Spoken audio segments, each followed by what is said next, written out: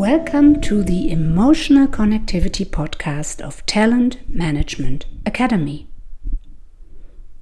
All behavior is positively intended.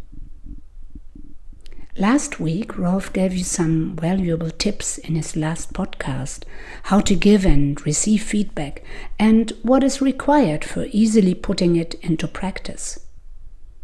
How are you doing? And what kind of experience have you made?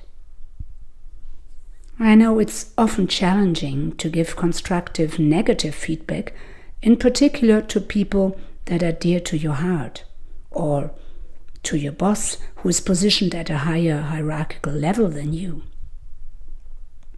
If you try to find out the positive intention behind the related behavior, you can take this for a feedback situation to ask in how far the behavior of the person responsible has been actually intended in the way that you observe. The positive intention, what's the underlying purpose? At first we start from the general presupposition that all behavior is positively motivated. If someone behaves in a so-called problematic way, rarely he or she acts in bad faith. If the person has the choice, he or she will behave differently because often the purpose is not obvious and the person is not aware of it. From an external view, it makes sense to separate the intention from the behavior. The related behavior may be not very helpful in a certain context, but it does not impact basically the positive quality of the person responsible. A human being is not worthless because he or she does not behave in an appropriate way. Let me give you an example.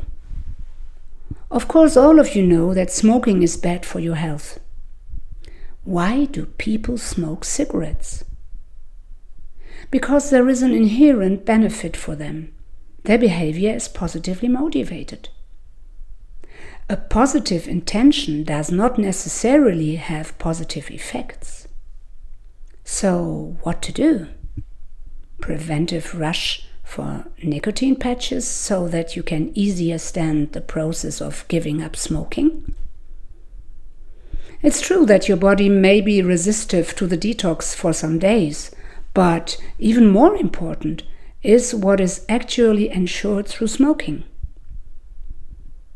Is it the fact of belonging to a group? Because in Smoker's Corner they finally have the best discussions? Or does smoking mean relaxation in between your daily business or doing yourself good after work? If you become aware of positive intention and underlying purpose, then it's time to develop options. What could you do else in your break in between meetings or in the evening for relaxation? What kind of new routine could you learn instead?